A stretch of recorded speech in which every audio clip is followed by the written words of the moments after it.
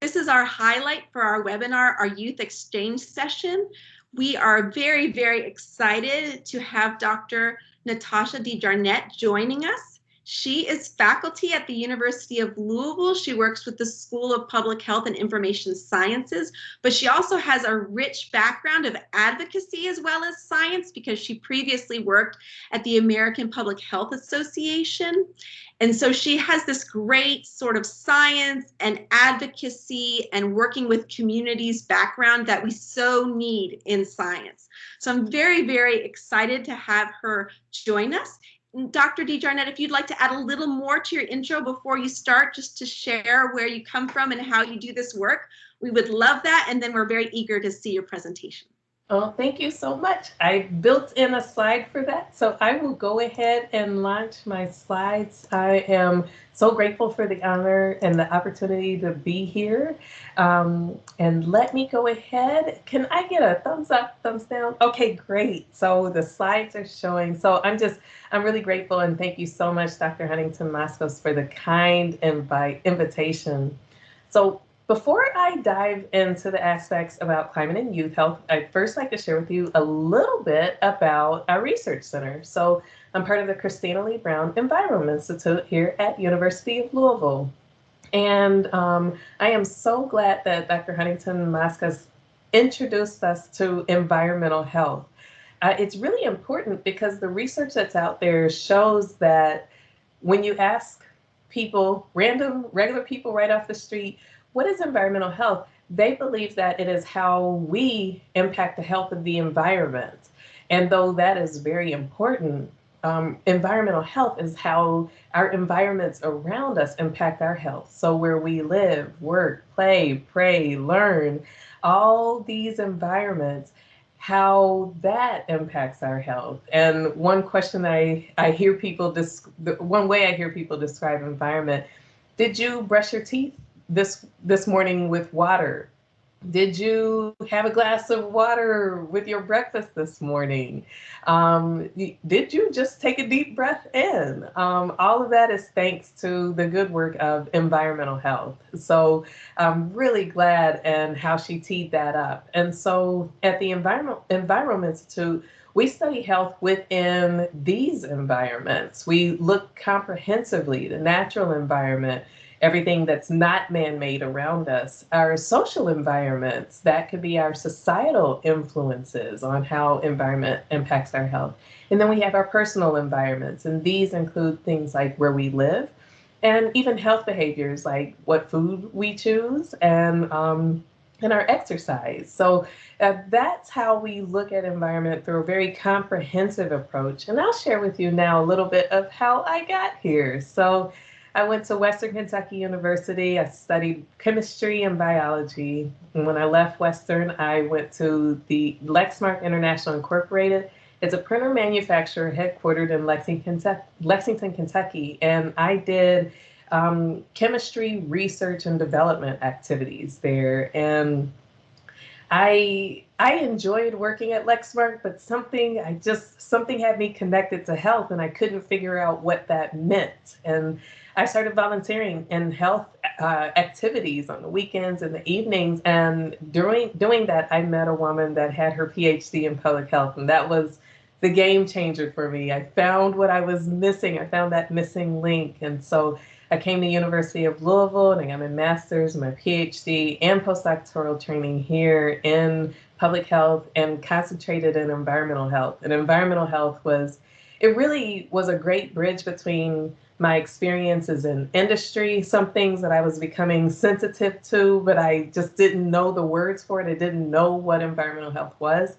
Being exposed in a public health program was absolutely, it changed everything and put me on the path that I am really very fulfilled on. So I went from Louisville to DC for about 5 years, and I worked for the American Public Health Association, and I led their work around climate change and health. And then I also went to the National Environmental Health Association, led their work on climate and health as well as research. And so it was really exciting. I didn't have much experience in climate change before then. It seemed a bit abstract to me. It seemed far off in the future to me. Working in the space opened my eyes to a whole different world and climate that impacts every aspect of health that I can quantify. We can play that game later if you would like, but I can connect climate to almost every aspect of health. And I found a passion area within that. And so I'm grateful for the opportunity to come back to U of L as faculty, to have the opportunity to research climate and health, and also environmental health disparities, factors that leave some populations at a greater burden than other populations, a greater health burden than other populations. So with that, I'll give you a little bit more insight of my roots that really speak to how I got here and what led me on this path. So let's go back to my childhood. I am a child of the Great Migration, and this means that my parents grew up in the Jim Crow South of Birmingham, Alabama, and they moved to points north to find more opportunity. So I mostly grew up here in Kentucky, and people of the Great Migration worked really hard to make sure that they keep strong connections with the family back south. Usually that involves calling and visiting as often as they can. But more important than that is that their kids have a relationship with the family back south. So I spent a lot of summers, holidays, school vacations in Birmingham, Alabama. And I loved it. Those were the best of times. I got to play with my cousins, and they're here in these photos. If you're wondering who I am, I'm the child that's not looking at the camera in either photo. I have a blue tie on in the left photo, and I have a red plaid dress on in the right. And you can see we had so much fun running, playing, always outdoors, as is the case in both of these photos. And we did all this without a care in the world, except I had one care. I noticed at an early age that my very well-controlled asthma would often flare up when I visited Birmingham. I've had asthma all my life. It was very well controlled here in Kentucky. And when I would visit Birmingham, I couldn't breathe as well. And I noticed as a kid, I started to have to pack extra asthma medication with me when I would go for a visit. These experiences stuck with me. It continued into adulthood and caused me to say, why can't I breathe when I visit Birmingham? So I get into grad school, fast forward 20 plus years, I go to grad school, and I had the opportunity to do a community health assessment on any community in the US. Rather than the community where I lived, I said, let's look at North Birmingham, Alabama, and figure out why I can't breathe when I'm there. And what I found was that the North Birmingham, Alabama community where my parents were raised, where my grandparents still lived, was home to numerous hazardous facilities. Historically, some of them had closed by then, but historically, numerous facilities. And a lot of contamination was present. And it must be noted that when my grandparents, purchased their homes, it wasn't necessarily a matter of choice because of racial segregation. African American families were limited to only certain communities in the area. So it wasn't that they had a choice in terms of what they and their children were exposed to. Furthermore, I found out that the community now continues to face health challenges today, including low birth weight infants, cardiovascular disease, and other chronic conditions. So long story short, I found out that the place where my family was raised is home to numerous environmental injustices. And there are health impacts that we still face today because of that. So through this, I found the root of my passion in environmental health, and that is justice. I also found my calling to, at the time, I believed it was to be a voice for the voiceless, like these communities of wonderful people that have these exposures that they may or may not be aware of. But now I think my calling is more so in the line of giving voice to the voiceless. I have opportunity to make a seat at the table, to allow the community to raise their own voice about their lived experiences. So I wanted to share that with you, especially from the perspective, I noticed this as a child. I didn't voice this until I was very adult, but I picked up on this actually as a young child, probably close to the age I was in these photos. So you have a voice, you are experts over what you experience, and raise your voice. So young people are not just little adults. There are a lot of reasons in environmental health that we discuss that young people bear a heavier burden and can be a bit more susceptible when it comes to exposures. So first, young people still have developing organ systems all the way up through 18. Your organ system is still developing. And so exposures during certain stages of the development can have short-term or maybe even long-term consequences. So that's important to keep in mind. Also, young people are more exposed, particularly children. Children breathe in more air and take in more water for their body size. They're smaller, but they're not just little adults. They're actually breathing in more air and taking in more water. If any of that is contaminated, they're getting a heavier burden of any contamination. Also, children, especially young children, are dependent on adults to make decisions for their well-being. We'll come back to this a little bit later in my talk. Um, youth have, not youth, infants actually have unique behaviors, and we've seen it. Babies crawl on the ground, they put things in their mouth, this is how they explore. They explore with their mouths and their tongues. And so that can also expose them to toxins. And instead of breathing toxins, which is, one set of exposures, they're actually eating them. They're really taking them in as well. So something to keep in mind. And then also, as I said, children can be more exposed. They're closer to ground level pollutants that are closer to the ground. They're closer than that than someone that is, say, taller. So there are a lot of ways that climate change impacts health. And I wanted to set the stage by showing you that youth, children, and infants can be uniquely vulnerable. Also, this statistic just sticks with me. And I'm a data person. I know data always speaks out to me, but I want to share this with you because I find it particularly heartbreaking. 88% of the global burden of climate change falls on children younger than 5 years old. And we know that children are not the main contributors, especially not under 5 years old. So we have to really think about what are we leaving for the next generation, and how this burden impacts their future potential. But I also want to activate youth voices. I had a phenomenal opportunity in 2019 to work some with Schools for Climate Action.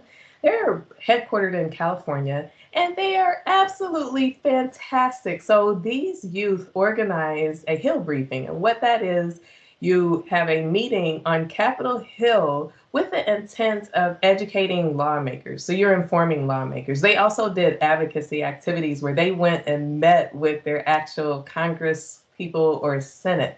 So they were so impressive. And the whole focus of this meeting was around climate change. And just like Greta Thunberg and many others that have come together to say, this is an issue that uniquely affects children. It uniquely affects the future of youth. And we're going to raise our voices about it. And so they invited a few experts to speak on different aspects. I got to speak on health. And you see me in the photo with some of the organizers, the young organizers, and then also the other photo, I'm sitting at the podium in presenter mode, but I had to take this picture from there. I was just amazed. What you see in this photo are that the youth are completely consumed in this room in Capitol Hill. They're even sitting on the floor at the front of the room. In the back is where the staffers are, which are who are being educated about the issue. The staffers are huddled at the back. There are no seats remaining. So I was just amazed at the action and activity of the young adults of Schools for Climate Action.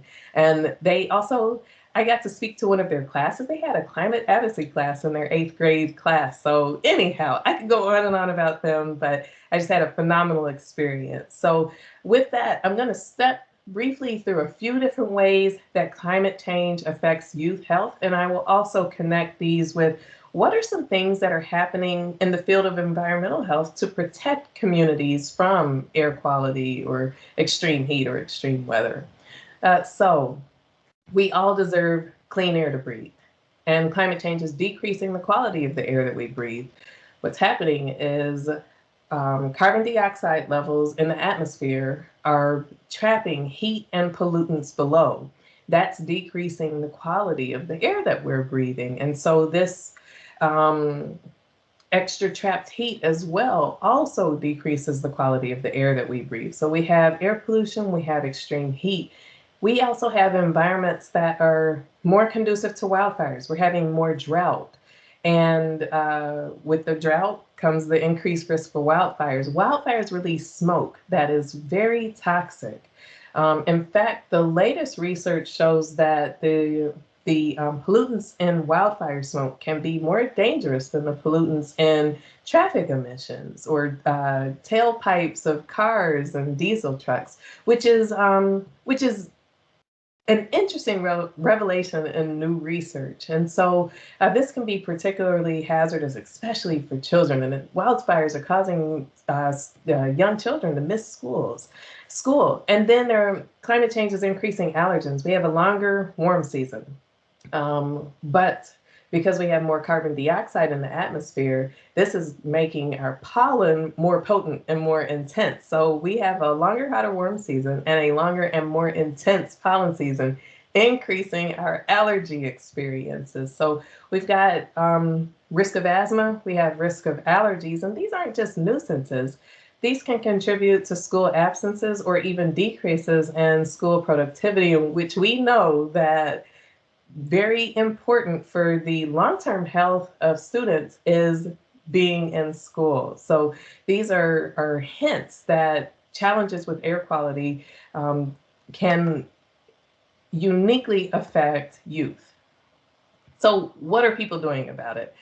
Because I have very heavy things to share with you and I don't want to leave you in the negative space. There's much that's happening. And I'll share with you briefly about the Green Heart study here at University of Louisville.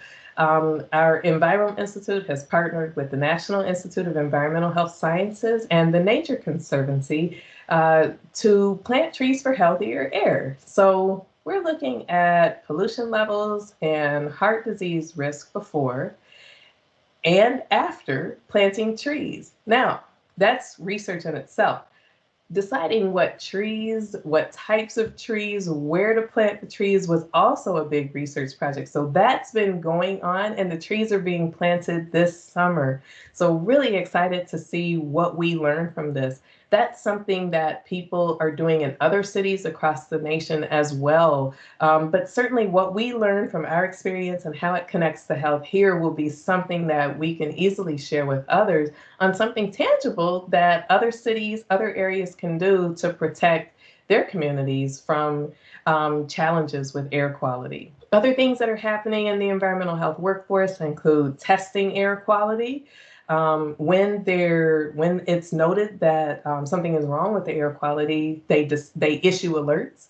And then it's also important that these, whenever there are breaches, that regulations will be enforced so that we can protect our communities.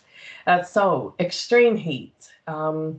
Heat is actually the top cause of natural weather-related death here in the US, and climate change is causing more frequent and more intense heat wave events. And heat waves are usually defined as 3 days well above average in terms of heat. And heat can be linked with heat-related illness like heat exhaustion.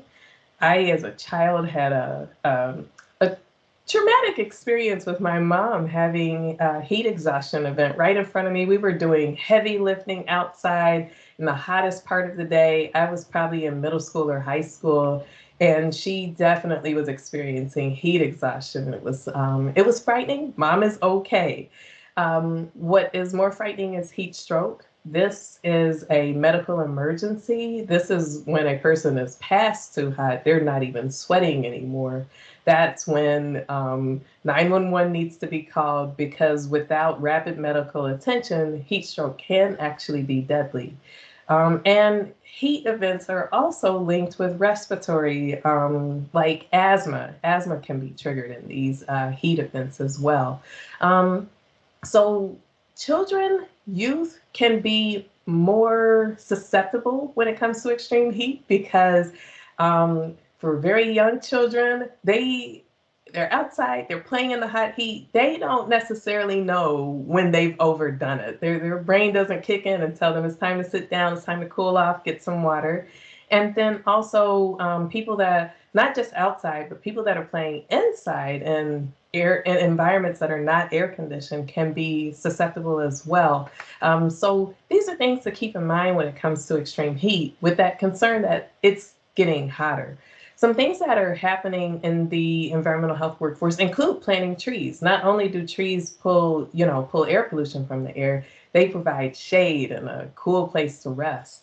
In addition, other things that are happening, educating people and communities to know when there is an extreme heat day, to heed when the news says it's a code orange alert, or how the news is disseminated when it comes to extreme heat.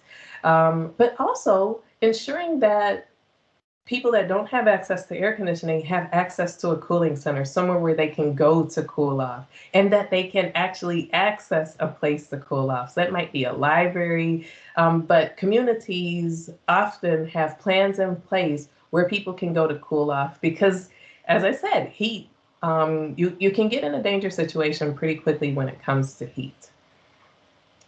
Extreme weather, changing gears here to extreme weather. We have more carbon dioxide in the atmosphere. This is increasing surface water temperatures, and that's making the frequency and intensity of extreme weather events like hurricanes more frequent and more extreme.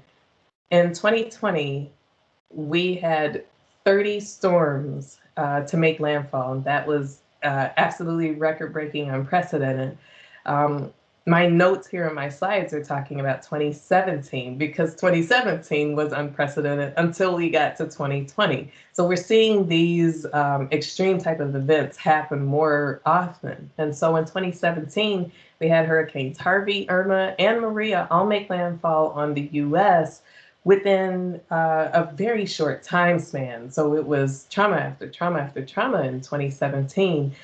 You see here images from Hurricane Harvey, and I wanted to put a spotlight on some of the youngest victims. This goes to my point earlier that I was sharing, that young people may be dependent on adults to make decisions for in the best interest of their well-being. And you can feel that looking at these photos. But what else you can feel in these photos is also how extreme weather and other climate events can have a heavy toll on our mental health, can certainly increase anxiety and stress. These are very stressful situations, and children in particular, as shown here, can have an added burden with relying on others to make decisions for them, but also not necessarily having the cognitive ability to understand this fully, as they may go through this again and have these recurrent exposures. When it comes to extreme weather, there's a lot that happens in the environmental workforce. Getting out the alerts are important. In extreme weather, it's important to get those alerts out early, because the sooner and further people evacuate, the better it is for their physical and mental health. But also not just having an evacuation plan, but also providing access to be able to evacuate. We look back over some storms and learned a lot when certain communities actually just were not able to evacuate, whether it be not having means or not being able to afford to be able to evacuate. So we need to look to how we can, as the environmental health workforce and public health workforce, support the ability of people to be able to safely evacuate. So we're rounding the curve on this presentation. Looking at extreme rainfall and drought is another way that climate impacts health. On one hand, we have flooding, increased flooding. And what can happen in a flood is that our water supply can be our untreated water supply can be overflowed and sending untreated water supply into our drinking water supply. So our water can become contaminated. There's one study, here I go with data again, but there's one study that found that just over half, 51% of waterborne disease outbreaks in the US were preceded by an extreme rainfall event. So this is when you may notice now when you hear that there's a big heavy rain, afterwards you may hear on the news that there's a boil water advisory, and that might be why. This also can cause destruction to our communities. Our roadways can be flooded or damaged.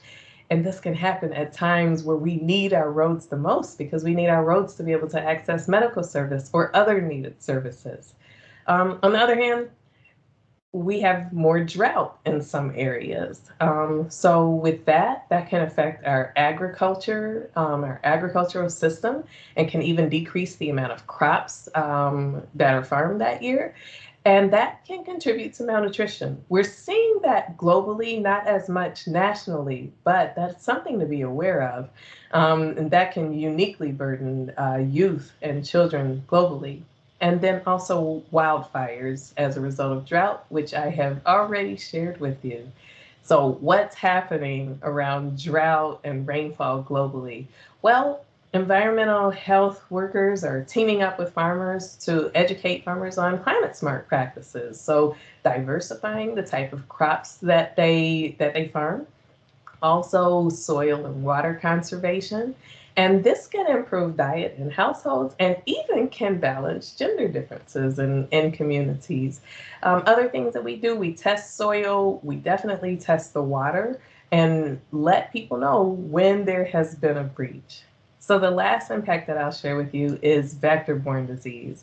So climate change is changing the amount and where ticks and insects are located. So places like Maine that once ticks could not thrive because temperatures have risen and humidity has changed, this has now created a conducive environment for ticks that carry Lyme disease.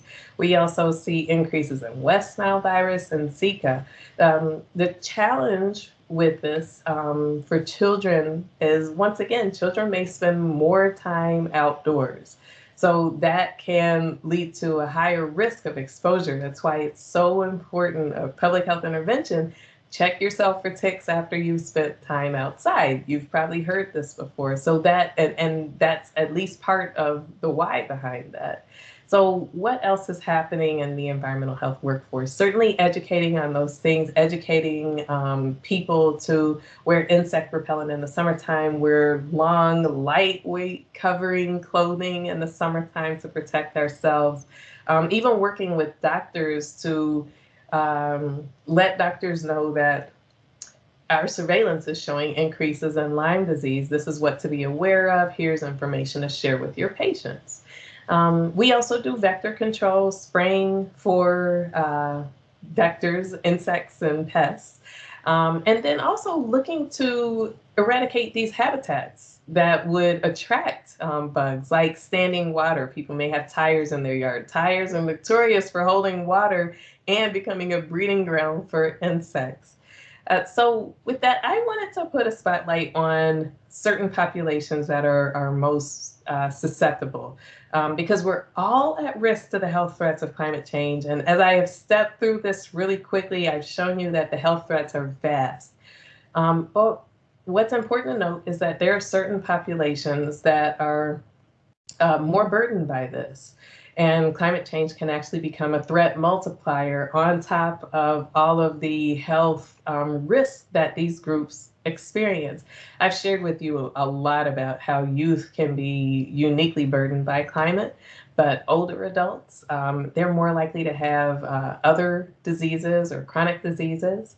They might also be more likely to be isolated, so they may not receive the text alert, for example, that there's an emergency weather event. Um, Impoverished communities and communities of color are more likely to live on fence lines of industrial polluters, leaving them with a higher air pollution burden. Um, Indigenous communities have close ties to the land, and these ties to the land may be cultural, may be religious.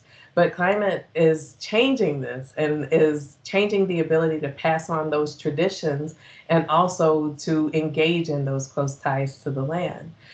People with a disability or people with mobility challenges may not be as easily able to relocate when there is an extreme weather event, for example.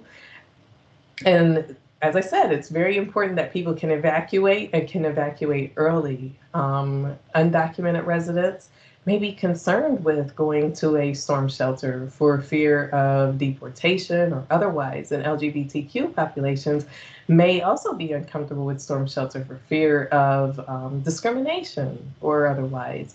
So there's a number of ways, and it's important that we apply a lens to see how this may uniquely affect different groups.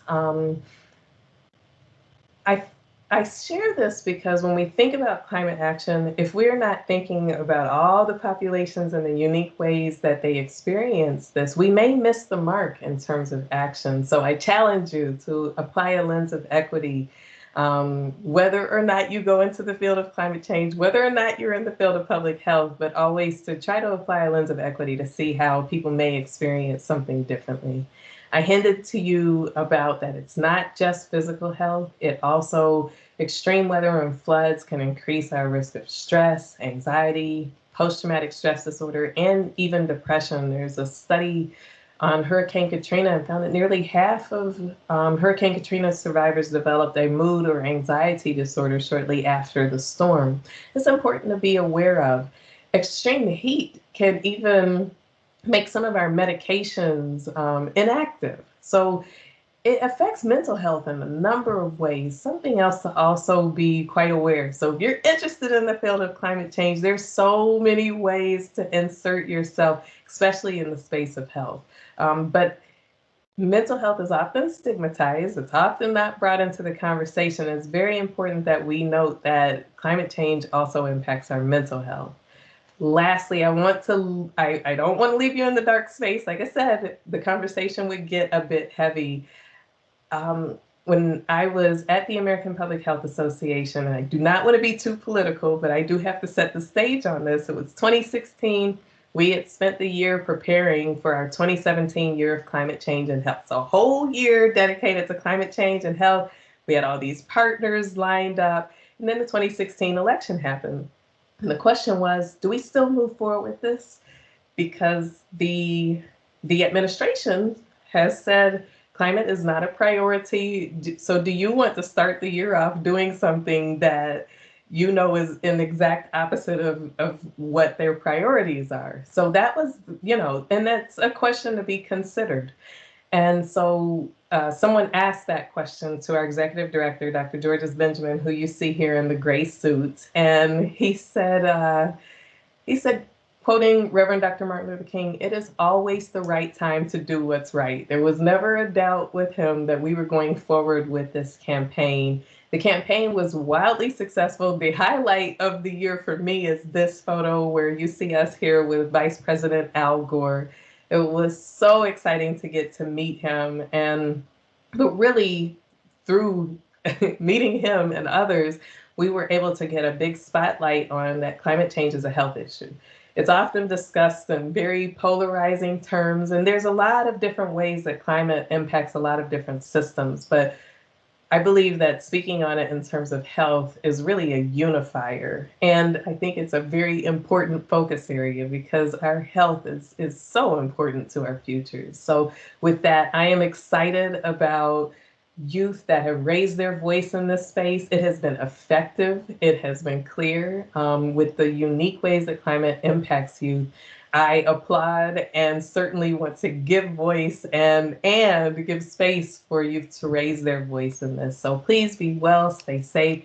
I'll share with you also my contact information if you'd like to reach out. And I'm grateful for the opportunity to be here today. So thank you. Yay. I'm going to go ahead and stop the recording and we can start to talk and ask. Thank you so much. Thank you.